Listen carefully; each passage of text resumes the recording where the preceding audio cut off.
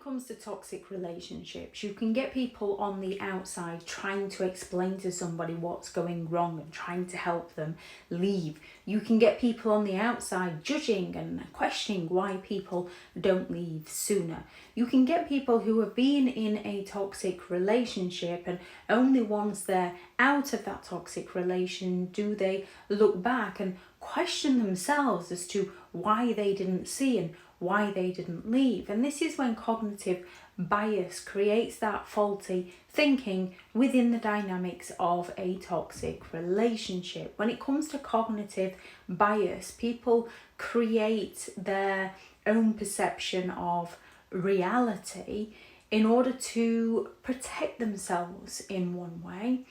With narcissistic abuse, cognitive bias plays a significant role in the impact of people's decision-making skills, leading to errors in judgment and faulty thinking.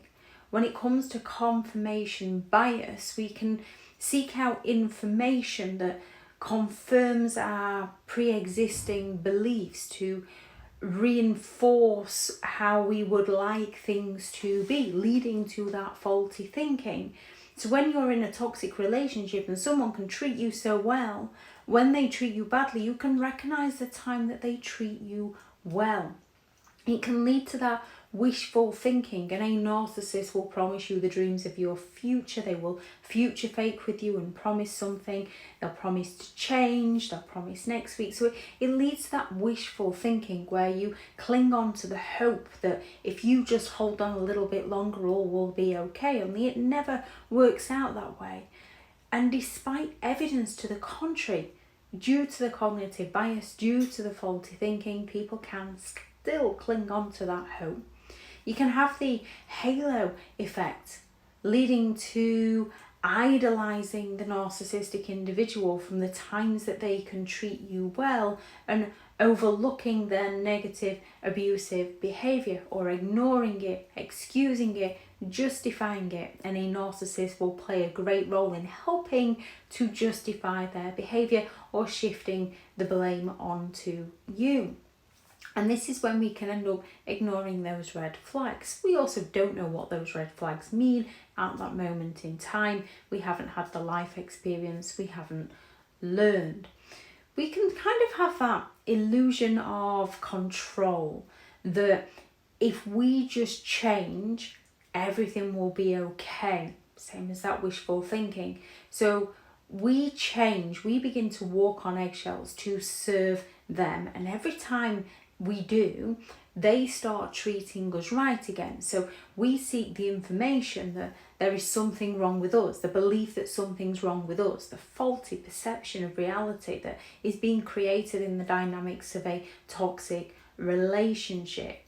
And as our changing temporarily works, we believe we're the ones that are the problem. And that's without the narcissist mind games and gaslighting and guilt tripping and triangulation that they play with you. We can have that sort of anchoring bias where we begin to focus on the abuser's fleeting moments of kindness and generosity, which is all transactional, and we begin to ignore the patterns of abusive and toxic behaviour.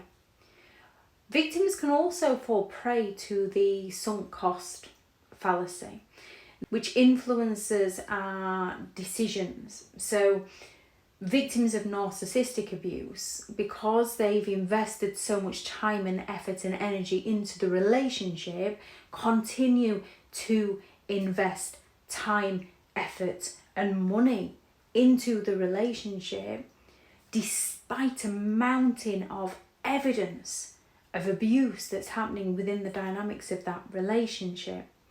Cognitive bias leads victims to downplay the severity of the situation that they are in, to rationalize the abuser's behavior, to make decisions that continue the cycle. This is not down to the victim. This is down to the situation they are in with a narcissistic individual and the numerous mind games that they play that leads to the cognitive bias and the faulty thinking, leading them to stay trapped in the dynamics of a toxic relationship.